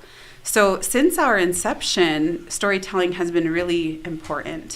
When we launched in 2018, we launched with the Wild Indigenous podcast, which I hosted way back then. And if you get a chance to listen to it, our old episodes, some of our first 2 episodes was actually, one was on Indigenous Peoples Day, since we launched on Indigenous Peoples Day, and the second one was an interview with Indian Collective President and CEO Nick Tilson, talking about like the vision of Indian Collective. And I think it's really interesting to listen to, looking back 3 years, to see like what was the vision of NDN back then and what did we actually do today. So yeah, storytelling important, because we know that ain't no education system, media going to tell our story the way that we do. In fact, they will leave our story out. So we not only need to tell our own stories, but we need to be able to do it very creatively, innovatively, and unapologetically, talking about much of what we did today. So that was the goal from the very beginning. So with our storytelling work, we obviously have, live stream production with Lorenzo on the front lines. Lorenzo does a lot of frontline coverage of actions, many that you all probably have seen. We also do a lot of work with video. The videos that we've been showing were produced by Willie, who has a really strong and beautiful background in film. Willie's videos, everybody's like praising Willie right now back here. You can't see it, but they're all doing this. But we also recognize that film as a mechanism of storytelling is really, really powerful. If you've ever seen Willie's stuff, it's like beautiful. It's amazing. Willie did a video of our Defend blanket, and it was like an ad for a blanket, and it like choked me up. So beautiful. That's what happens when you get Indigenous people behind the lens, but behind the camera, really beautiful work. Our music is, a lot of our music is produced by our very own creative director, Jordan Breen, back there. What? We produce our own music, our own designs. He's also an amazing graphic designer. We have blogs where we're giving political analysis, sharing our experiences. So our blog page is full of experiences of Indigenous people as well. So storytelling is important. It's always been important to Indigenous people, and it still is important to this organization as a tool of building Indigenous power on our own terms, in our own words. So storytelling is really important since day one, and we look forward to a lot more storytelling with our team here. So more to come. Also, Indian Collective, we have 4 campaigns as a movement building organization. We recognize that in justice, we need to go hard at the root of things that are responsible for causing harm in our communities. And so one of our campaigns is our education equity campaign, and you might have seen some really beautiful work that our team has done, in the past couple of months. Our education equity team is looking to build Indigenous power through providing really beautiful Indigenous-led, cultural-based solutions for education, knowing that our people have a history of having compulsory colonial education forced on our people. And so they're working on starting an Indigenous-led school, the Ocheti Shakoi Community Academy, right here in South Dakota, or right here in Rapid City, that is based on Lakota, Dakota, Nakota values. They've also worked hard recognizing that state institutions cause a lot of harm when it comes to education, attempting to erase, actually in the state of South Dakota, over a dozen different mentions of Indigenous people in the social studies curriculum. And so our education equity team also has done a lot of really great organizing work on the policy side of things. So that's our education equity team. We also have a climate justice campaign team, which you saw their video, doing amazing work. Oh my goodness, they're also brilliant storytellers. They have a podcast called In Our Power. During their launch, they produced and shared a video called Dreaming the Indigenous Dream, which we've seen, coloring pages for youth, recognizing that, Indigenous people hold the solutions to moving out of this climate crisis and creating better pathways for the future. We also have a racial equity campaign, and they've been doing so much beautiful work behind the scenes that we haven't seen. But here in Mini Luzaha, in Rapid City, just last year, they were part of supporting the Creek Patrol, which was put together to offer mutual aid and support to houseless relatives camping along the creek here in Rapid City. And from that came Camp Miniluzaha, a teepee community beginning as a teepee community to shelter housed or unhoused relatives here in Rapid City. And they did that work over the duration of the winter, and they're working on building more solutions for houseless relatives so that they can get on a path to being in housing and even home ownership. And so doing a lot of great work there. And then we also have our Land Back campaign, which a lot of people are familiar with. And the Land Back campaign launched also a year ago. So happy birthday to Indian Collective's Land Back campaign. The Land Back movement is something that obviously existed before us. And we're just entering into that space, recognizing that the physical reclamation of land is actually a good thing. It's something that scares a lot of white folks. But we know that because Indigenous people protect a large majority of the world's biodiversity, that putting land back into Indigenous hands means that the world is that there's solutions for everybody. The Land Back campaign, you could check them out at landback.org. They're doing all sorts of things to actually reclaim land. It's not just a catchphrase, but there's real work happening there as well. Please check out landback.org. And they recently launched earlier this summer, Land Back U, where you can learn from Indigenous people all across Turtle Island, from our Kanaka Maoli relatives in Hawaii, on how they're approaching land back struggles in their homeland. So those are our campaigns, doing brilliant, phenomenal, beautiful, important work. And a lot of people tend to associate like a lot of our work just with our campaign work and our activism work, but there's also some really great work as well. Our foundation work is incredible. Our foundation work basically funds Indigenous-led, community-based efforts across Turtle Island, across colonial borders. One of our first foundation programs, or one of our first programs, was supporting 20 Indigenous change makers in 20 distinct regions throughout Turtle Island.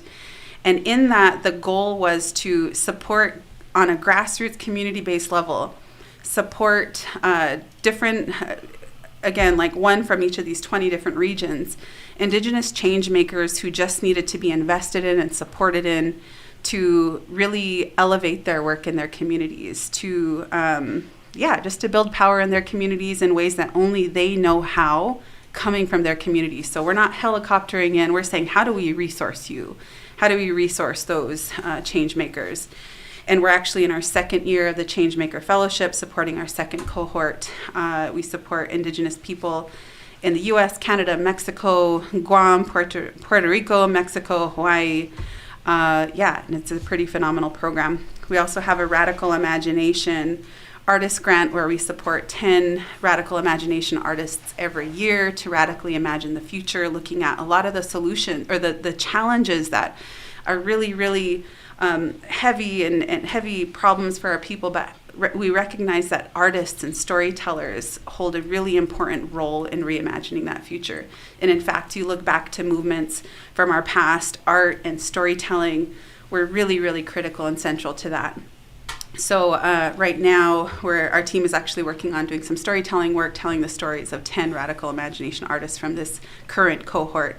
And so stay tuned for that. This is where we see our storytelling work kind of support our foundation work and lift up the stories of these change makers. So that happens annually. We also have community self-determination grants. And it's called that because, again, it's for people, for these local spaces to decide how those funds are used. They get to decide based on what their needs are. Because again, self-determination is something that we've been deprived of as Indigenous people. So in a nutshell, that's some of our foundation work. There's so much more. You can check out our website and pay attention in the coming months for the next rounds of grants available to support Indigenous power, support community-led, community-based Indigenous-led solutions. Let me take a little break here. Good job. Take a breather. But yeah, in short, so far, that's some of the work that Indian Collective has done. We're not just waving flags as some people like to think. There's so much more than that. So much more. We also support Indigenous businesses, Indigenous-led organizations and businesses through our CDFI. We've, during the pandemic, had Moving Beyond COVID loans available to Indigenous-led businesses, because we know that Indigenous-led businesses are also really critical to local communities. And they just need to be invested in. They just need sometimes that support. And sometimes it's harder to get that support from white-led institutions and banks. So the CDFI supports businesses in ways that I think only other Indigenous people know how to support. We also are working on actually acquiring land through a variety of different strategies. And we'll be doing more storytelling work around that. But some of that stuff has already, made the news in terms of land acquired by Indian Collective, working in partnership with other communities to put Indigenous land back into Indigenous hands. And that way, those Indigenous people can determine how they use those lands. So, yeah, that's in a nutshell what we do. Kind of big, kind of a lot. Again, something that's really... in terms of like the big picture of the toolbox of what is offered is very, very different. And there's more to come. There's so much more ahead of us. And we're really grateful to be able to do this work in community with others and recognize the privilege of that work and the responsibility of doing that work. It's a big responsibility. It's a big responsibility for our team, even as storytellers, to like do our best to tell the stories of our people in a really intentional and thoughtful way. But we look forward to doing more of that work. Definitely. Woo, yeah. I didn't think I would take that long getting through it, but hopefully I did our team, Indian Collective team, justice. I know there's so much more that we do that I might have missed. So team, I'm sorry if I missed something. Let us know in the chat what I missed, and we'll get to more of it later. But with that, just want to say it's been a really amazing past few years working for NDN. I was here when we launched 3 years ago, a part of our very small team, there were 4 of us. We started out with 4. We started out in a much smaller building. We dealt with a lot of questions about, well, what are you guys doing anyways? Like, a lot of skepticism. And now there's still a lot of questions about what we do, how we do it, why we do it this way. There's definitely the criticism because, sometimes there are people just want to make sure that people that are in a position of influence are accountable. Then we also deal with the real negative, real lateral violent stuff that is real. But by and large, this work is really rewarding and beautiful, and we deal with so many beautiful gifts of being able to interface with people that want to build power. Our tagline is defend, develop, decolonize. We defend Indigenous land and Indigenous rights. We develop sustainable solutions. We don't invest in extractive economies. We've funded and supported Indigenous-led solar enterprises, Indigenous-led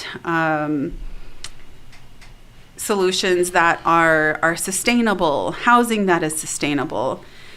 So that's the develop arm of our work, and then the decolonize work. That's the hardest stuff. I think that's where we definitely know that it's no easy task, especially using colonizer language, colonizer tools, colonizer institutions that we often get picked apart for recognizing as tools. The work is complex, but happy to be here. So I think we are going to start to wrap up here with our first live production in the studio. But before we go, maybe a quick round of we're all staring at each other. I know everybody's just exhausted from this fun little bumpy ride.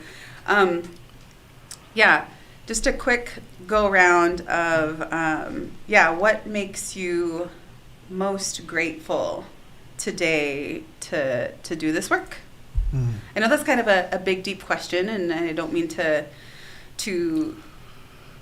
suggest that it's an easy thing to answer, but maybe think on that for a second. Like, what are you most grateful here to do? And if you can't, because I know some of you are deep in the technical side of supporting here, but yeah, maybe we'll start with Brandy, and you could just give us a nod and let me know if team in the background here wants to respond.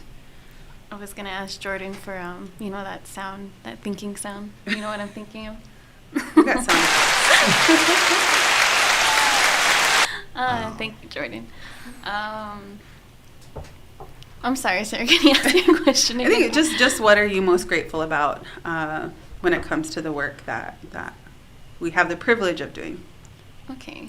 Well, I'm very grateful. I'm very grateful to be in this room. I'm very grateful to be part of this team. And to do this work, honestly, is something I dreamed of for a long time. Being a Native Studies scholar, it's often that you get well, what are you going to do with that? How can you make a career out of that? And it's very discouraging. So I never thought that I would be in the position to do this work. And then, lo and behold, Sarah came into my life with an email for an interview. And that really, changed the course of my life, and that this work is possible, that I can do this work for a living, but love what I do. Yeah. And I'm very grateful for that I get to be in this position to write and to create and to learn from everyone in this room how to storytell, and put imagery to that, because I've always been a writer. And to be able to learn from this amazing crew how to put imagery into that. I'm very grateful for that. And it really honestly broadens what I can do.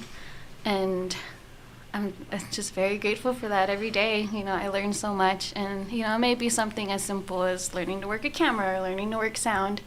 But being in this work and learning those concepts, and then meeting the people that we do, like all these artists that, we're going around for this project for, really brings a lot of perspective, that I was that student that didn't think I could do this, and now here I am.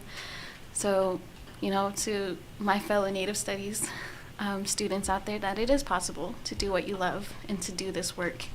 And, it's just a matter of finding that home, and NDN is that home for me, so I'm very grateful for that. Yeah. Thanks, Baza. Passing and looking at everyone in the back. I'm the only one that has a camera on. They're pointing at me. I have to come in here. I'm like thankful every day. I'm well aware that the reason I'm here is because a lot of people I never met, they did a lot of things for me that I don't even know. They were kidnapped by by people. The 60s, the Chicano movement was moving, and they were kidnapping my people, and those people came back to the front line to keep fighting for me. They're buried in the desert. There's a lot of things that happen in order for me to be here. So I'm just thankful every day to be able to do this and continue on for people I'm never going to meet. I'm not going to know the future generations. They're just going to be here one day, and they deserve everything. Because I have all of this, and so that's what carries me forward every day. And I think about when I wake up. It's like, oh geez, like everything that happened before now. To allow me to be in these spaces, to allow me to do this work or whatever it is, to allow me to tend the garden. It's so much went into that for me to have these moments, and I want to make sure that everything I'm doing gives that to somebody else. And so that's how I kind of roam through the world. So. Love it. Here comes Jordan. Yeah, I guess for me, what I'm most grateful for is being in space with people who believe in you. That's something that I kind of have to navigate quite often with. Because to be honest, I'm a product of these colonial systems that put me in a place where I feel less than. And when I'm in this space, we got these folks who are just cheering you on. And really, shining that light for you. And when I'm in this space, I feel powerful. When I'm in this space, I feel like our ancestors are with us collaboratively and everything we're creating. I don't question that anymore. I don't question my sense of belonging. That's what this space does for me. Indian Collective has done that for me. I could see Indian Collective doing that for all of our people. that across Turtle Island and beyond that. So I'm just super grateful for that, to not feel like I'm alone.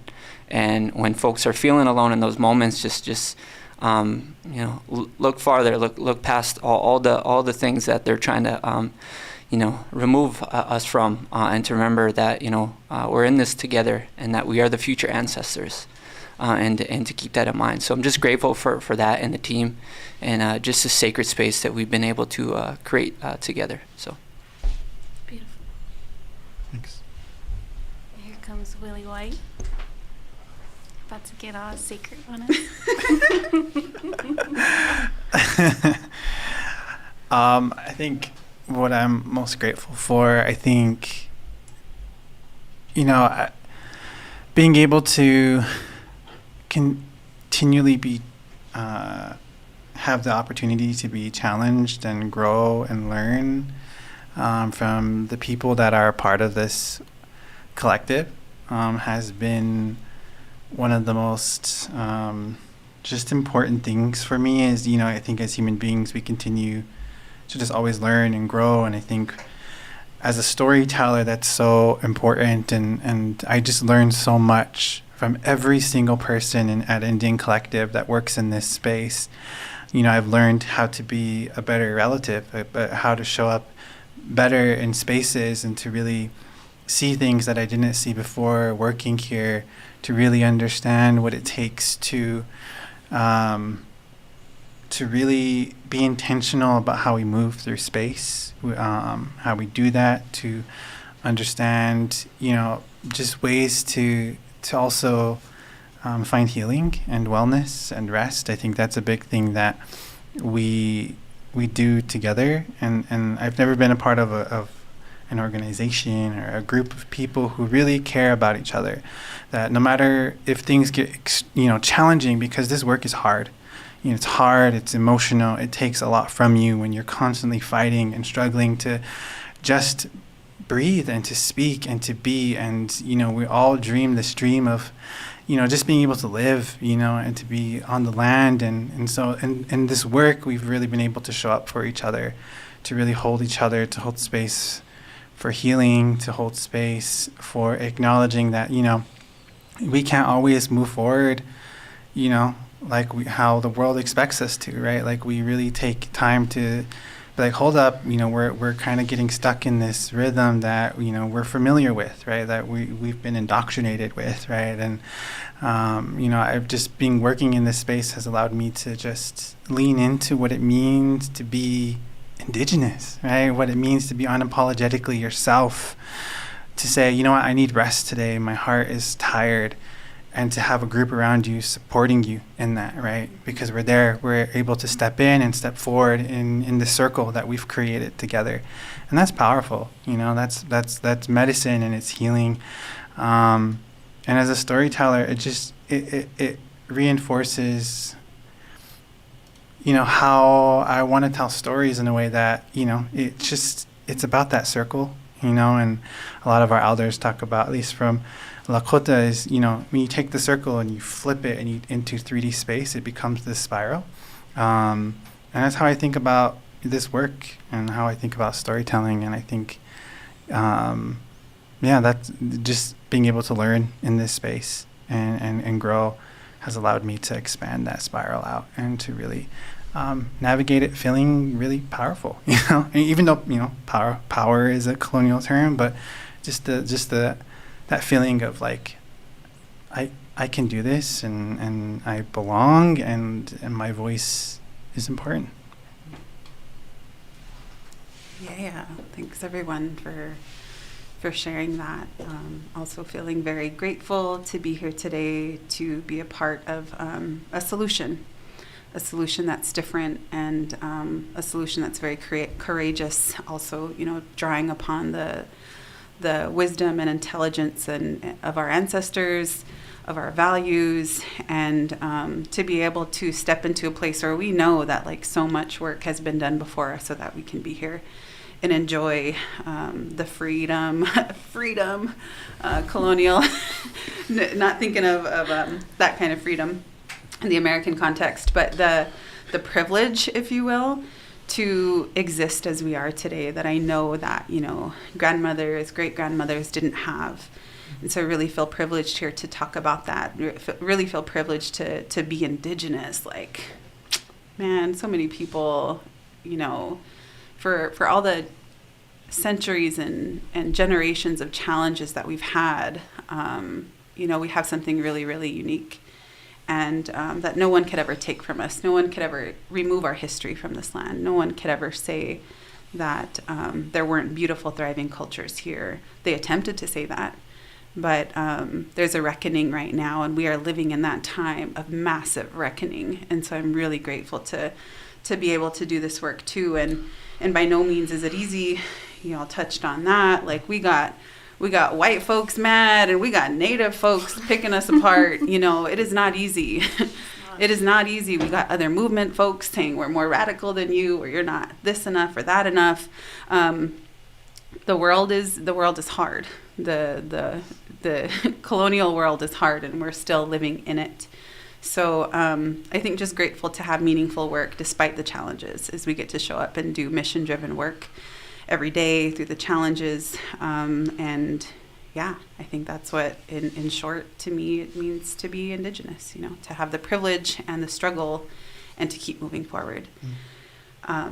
All right, everyone. Well, I think it was, yeah, on that note, I want to say to our viewers who stuck around, or if you joined us later, thank you so much for bearing with us.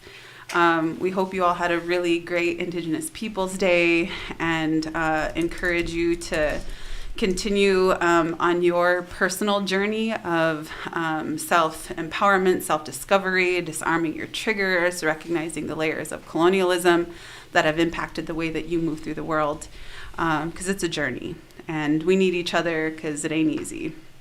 Really, we're all healing together. Yeah. And lastly, just want to remind again everyone of a nice little gift that we put together, a digital gift, because we're in this digital world, put together with screensavers, desktop screensavers for your laptops, and also wallpapers for your phones, with the 3 different messages that have showed up on our timeline throughout the day. Indigenous people are the future, because we are unapologetically Indigenous. And the last one was Indigenous people are fighting for your future too. Yeah. Ooh, so with beautiful indigenously designed imagery that we hope inspires you every day when you look at your phone and your tech devices. So you can check out how to download those on all of our platforms: Facebook, Instagram, and Twitter. Yeah, to mention that the instructions to download are on Instagram and Facebook, and Twitter. So if you need help, go to either Instagram or Facebook for specific directions on how to do so. All right. Well, before we go, we should also shout out landback.art, which is a campaign that's currently going on Kickstarter. You can find the links to that on our IG and other spaces, but definitely visit landback.art and explore that project. And our climate justice campaign has collabed with Urban Native Era. Did I say that correctly? I've just got to make sure it's with their new book. Their new book is called Required Reading, and it's a compilation of essays from climate justice leaders, Indigenous, and I believe also some non-Indigenous voices as well. And what was the deal? There was like a sweet little deal collab with Urban Native Era. And I think it's if you get this, you get this. If you buy a book, you get something from Urban Era. You get, if you buy a hat. Oh, it's a hat. Yes, yep. If you get the hat, you get the book. So. Oh, nice. Yeah. So head on to check it out. Urban Native Era. And you could also get the book if you missed the deal. Try to get that deal. But if you miss out on that, you can check out or you can also purchase the book Required Reading at the NDN Collective website, ndncollective.org, and there's a little button at the top that says shop. So, yeah. Sweet. Well, as an ending, we also can't forget the team that made this whole thing possible. And so obviously we want to thank you, Sarah Manning, Director of Communications, for hosting us today. Thank you, Brandy Calabaza, Communications Associate, for co-hosting This is today. my debut. By the way. This is Brandy's debut.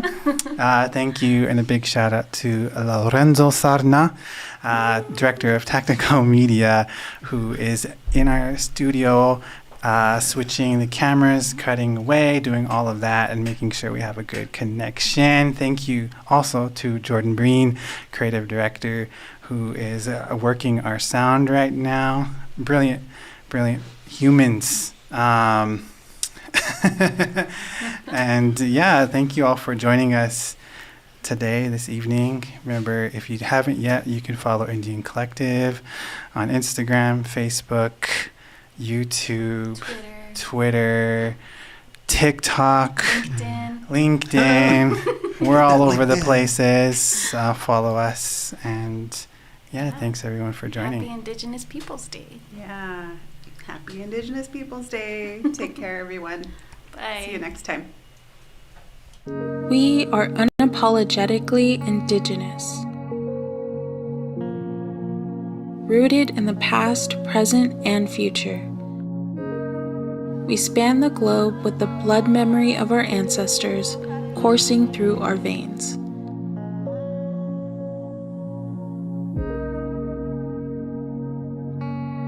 On Indigenous Peoples Day, much like every day, we hold them up in gratitude. They resisted, organized, and survived so we could claim this day and thrive, teaching us the language of self-determination and the medicine of laughter.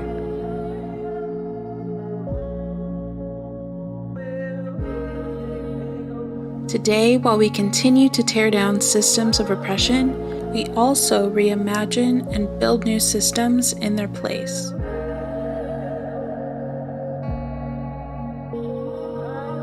Indigenous people are the future.